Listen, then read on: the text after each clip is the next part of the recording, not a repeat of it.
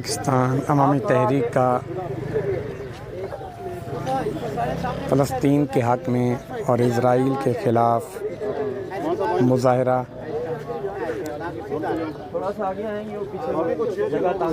احتجاجی مظاہرہ بمقام منہاج القرآن اسلامک سینٹر پوری روڈ راولپنڈی احتجاج شروع ہوا چاہتا ہے۔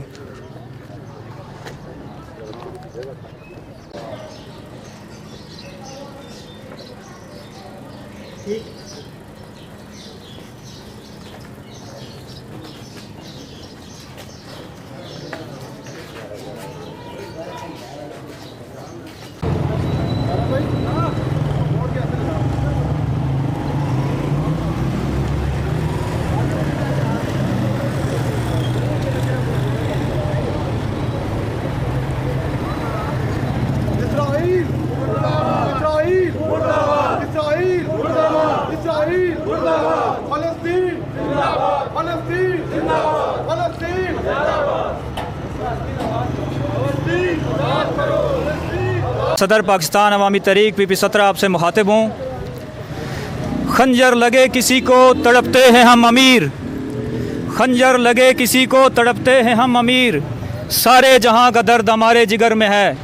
یہ کیسے ممکن ہو سکتا ہے کہ کسی مسلمان کو تکلیف پہنچے اور دوسرے مسلمان کے دل میں اس کا درد نہ اٹھے، اور تکلیف بھی کسی یہودی سے پہنچے اور پوری مسلم امت جو ہے وہ کانپ نہ جائے؟ یہ کیسے ممکن ہو سکتا ہے؟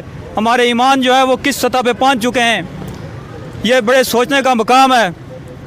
میری تمام مسلمان بھائیوں سے یہ گزارش ہے کہ اس وقت اسرائیل جو ظلم ڈھا رہا ہے فلسطین کے اوپر، وہ جس کی کوئی نظیر نہیں ملتی، نہتے فلسطینیوں پر جس طرح سے وہ ظلم ڈھا رہے ہیں، میرے بھائیوں، یہ وہ وقت ہوتا ہے جب مسلمان اپنا آپ دکھاتا ہے، اور وہ ہمیں دیکھنے کے لیے یہ سب کچھ کر رہے ہیں کہ مسلمان کے اندر جذبہ ایمانی کس حد تک موجود ہے کہ ہم ان کے اوپر مزید کس طرح چڑھ دوڑیں۔ تو بھائیوں، یہ آج کی خاموشی ہم اس سطح سے لے کے حکمران طبقے تک اور پوری مسلم امہ، جو آپ سمجھیں کہ اس وقت 57 سے زائد مسلم ممالک جو ہیں جن کے بیچ میں اسرائیل کی حیثیت ایک ذرے جتنی ہے، وہ ہمارے پر چڑھ دوڑتا ہے۔ یہ ہمارا غیرت ایمانی کا تقاضا ہے کہ اس وقت ہم آواز حق بلند کریں، نہ کہ ہم بلکہ پورے ملک کو، ساری امت مسلمہ کو یہ آواز بلند کرنی چاہیے۔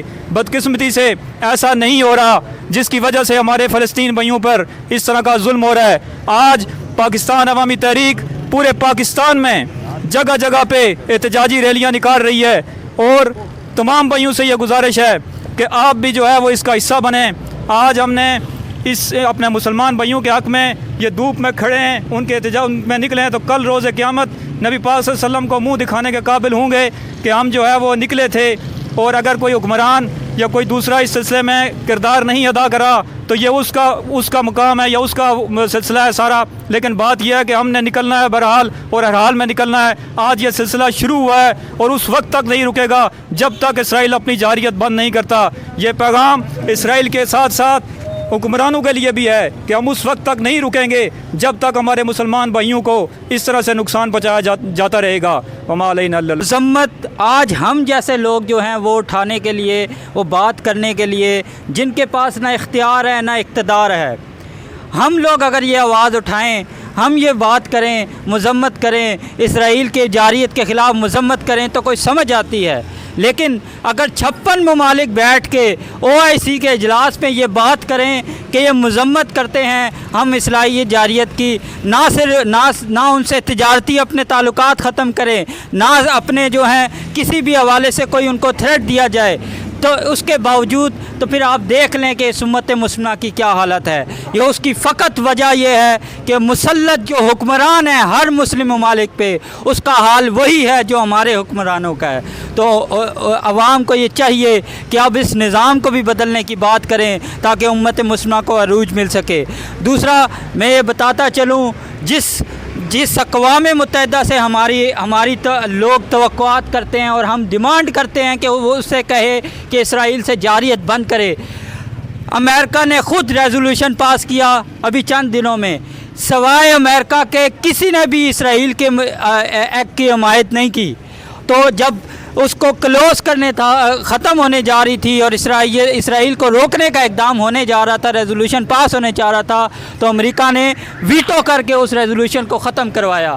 یہ وہ نام نہاد اقوام متحدہ ہے جس کی کوئی اوقات نہیں۔ اور کل امریکہ نے ایک ڈرامائی انداز میں اسرائیل کو بھیجا کہ آپ جو ہے حملے روک دیں، جارحیت کو بند کریں، تو اس نے اسرائیلی وزیر اعظم نے اس کی ریکویسٹ کو مسترد کر دیا۔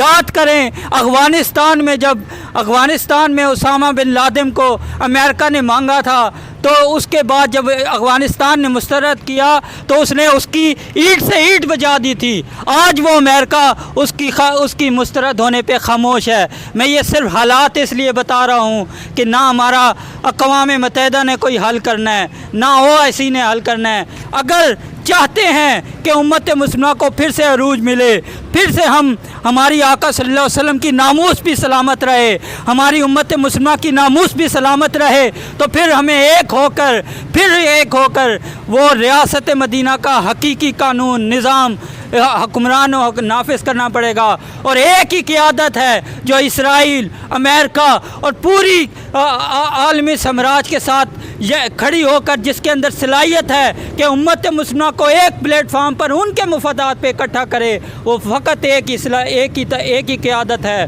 وہ ڈاکٹر محمد طاہر القادری ہے۔ اگر ہم نے آج یہ ارادہ نہ کیا، ہم نے ان کی زندگی میں یہ اقتدار جو ہے، یہ صلاحیت ان کی نہ اپنائی، تو پھر ہم افسوس کریں گے، یہ ہم سے صلاحیت چلی جائے گی۔ میں پھر سے گزارش کروں گا کہ ایک ہی اس ساری طاقتوں کے خلاف ایک ہی جو طاقت ہے وہ ڈاکٹر طاہر القادری کی طاقت ہے۔ اگر ان کے پاس یہ نظام آ گیا تو آپ دیکھیں گے کہ امت مسلمہ کیسے اپنے عروج کی طرف جائے گی۔ میں انہی الفاظ سے آپ سب کو جھنجھوڑنا چاہ رہا تھا۔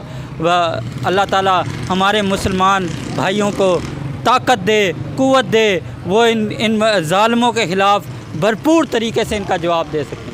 السلام علیکم۔ اب ہم چند نعرے لگائیں گے تو آپ نے بھرپور جواب دینا ہے۔